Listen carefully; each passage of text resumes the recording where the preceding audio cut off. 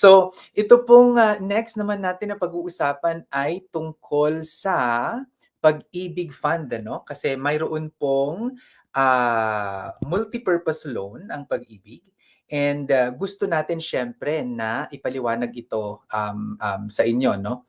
Ng mas maayos at mas detalyado, no? And ayan, so ito po yung ating ano no, Pag-ibig Multipurpose Fund. Okay, yan. Okay. Saglit lang ha. So, yung Pag-ibig Multipurpose Fund po natin, yung Pag-ibig Multipurpose Loan natin galing sa Pag-ibig Fund ay para sa mga miyembrong may agarang pangangailangan sa pera.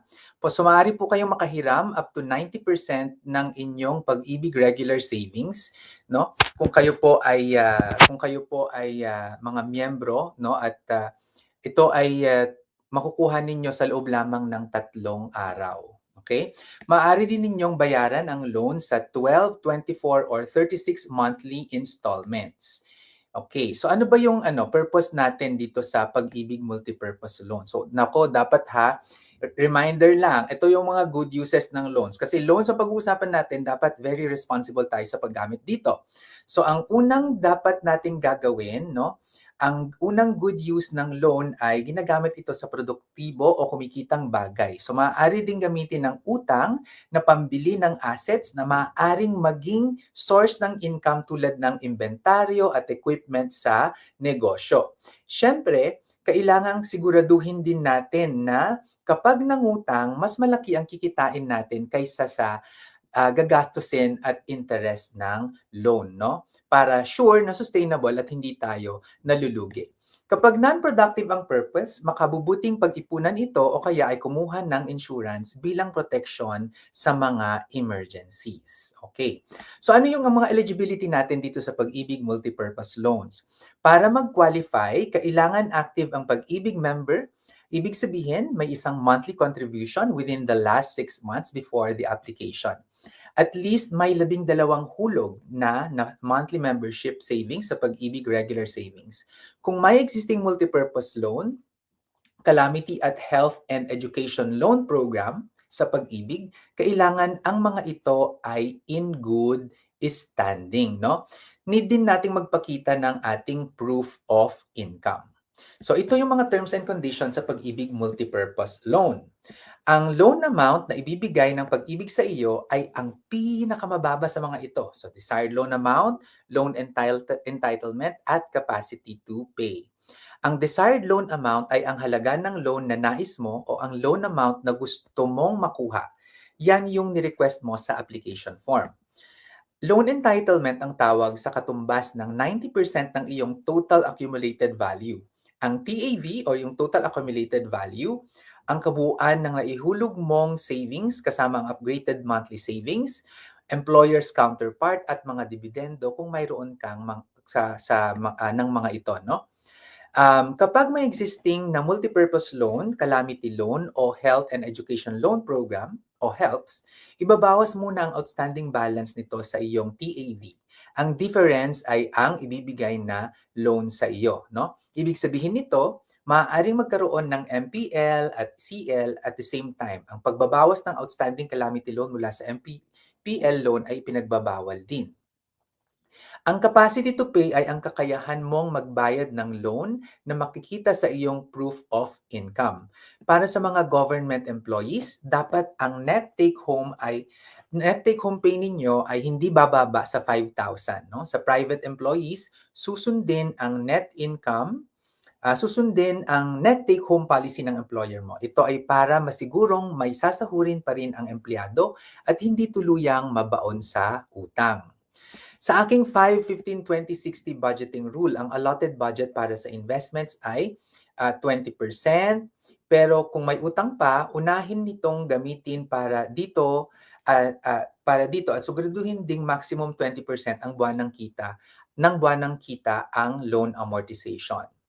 Ang interest rate per annum ay nasa 1.4583% per month, no? Itong MPL loan natin. At ito ay amortized equally sa napili mong loan term. Ang Pag-ibig Multipurpose Loan ay di hamak na mas mababa ang interest compared sa mobile wallets, lending companies at bangko. Ang loan ay maaaring bayaran sa loob ng 24 na buwan. Ito ang maximum loan term, ibig sabihin maaaring bayaran ito ng mas maaga. May ibinibigay ding 2 buwang grace period, hindi magbabayad sa mga buwang ito, pero umaandar pa din ang interes na babayaran. Okay? Equal monthly amortization equals interest plus principal. So dapat bayaran in equal monthly payments ang loan kasama ang principal and interest sa pagbabayad. Babayaran ito tuwing kinsenas ng buwan, simula sa pangatlong buwan mula sa date ng loan release mo. Ito ay nakabase sa date na pinili mong mode of release, which are the date ng cheque or sa deposit date sa disbursement card o sa land bank payroll account mo. Kapag ang due date ng loan ay natapat sa non-working day, sa susunod na working day dapat ihulog ang loan. Ang loan amortization hangga't maaari ay dapat sa pamamagitan ng salary deduction. Sakaling hindi makabayad sa pamamagitan ng salary deduction dahil sa mga sumusunod: suspension sa trabaho, leave of absence without pay, mababang net take-home pay, resignation, kinakailangang magbayad mismo ang miyembro sa Pag-ibig o sa mga accredited collection agents nito over the counter. For self-employed, para sa mga self-employed at sa mga overseas Filipino workers, over-the-counter dapat ang pagbabayad sa mga accredited collection agents ng Pag-ibig. Ang iba pang pwedeng mode of payments ay ang mga sumusunod: post-dated checks, auto-debit arrangement with banks, accredited collection agent partners, or online payment channels, virtual Pag-ibig, and any Pag-ibig fund branch. Maaari ding mabayaran ang loan bago pa mag-mature ang loan na walang karagdagang penalty. Kung gusto nyong mag-advance payments, you may do so via virtual Pag-ibig at any Pag-ibig fund branch near you or sa mga accredited collecting partner outlets o mga online payment channels. Ang SEDP ay accredited collection agent ng Pag-ibig. Bukas ang serbisyong ito para sa mga SEDP members at no additional cost. Ang loan payment ay ia-apply sa ganitong paraan: uunahin ang penalty sakaling may penalty, pagkatapos ay interest, huli ang principal. Kung may sobra sa ibinayad, automatic itong ia-apply sa mga susunod na pagbabayad at maipapakita sa susunod na due date. Ang penalty kapag hindi nakapagbayad sa loan ay katumbas ng 1/20th of 1%, o kaya ay 0.05% kada araw na delayed ang pagbabayad base sa halagang hindi nabayaran. Halimbawa, ang loan amortization ay 1,200 pesos kada buwan at na-delay ng pagbabayad ng 3 araw. Ang penalty ay 1,200 times 3 days, which is equal to 1.8 pesos. Tinatawag na default ang loan kapag hindi nakabayad on time. Sa Pag-ibig, magiging default ang loan kung may sinasadyang pagsisinungaling o ito yung willful representation sa alinmang dokumentong ibinigay sa Pag-ibig. In default din kapag 3 buwan ng sunod-sunod na hindi nakakapagbayad sa loan o sa monthly Pag-ibig regular savings. Kapag may nilabag ding mga policies ng Pag-ibig sa kanyang membership, short-term loan at housing loan policies, rules, regulations, and guidelines, default na rin ang loan. Kapag napatunayang default ang loan, magiging due and demandable ang loan. Ibig sabihin nito, kailangang bayaran sa lalong madaling panahon ang loan. Ibabawas ng Pag-ibig ang outstanding balance ng loan sa TAV matapos nitong subukang makakolekta sa iyo. Ang mga collection efforts na gagawin nila ay ang mga sumusunod: pagpapadala ng collection notice sa pamamagitan ng registered mail, email mula sa fund coordinator, text message o short message service, call center collection, at iba pang paraan. Ang miyembro ay maaaring mag-renew ng kanilang MPL kapag na-fulfill ang lahat ng mga sumusunod: nakabayad na ng katumbas ng 4 na buwang loan amortization, hindi mas maaga sa pang-6 na buwang loan amortization ng loan renewal, at qualified pa din sa eligibility requirements. Kapag nag-apply ng loan renewal na hindi umabot sa maturity, ibabawas muna ang kasalukuyang loan sa loan proceeds at ang matitira ang siyang ibibigay sa miyembro.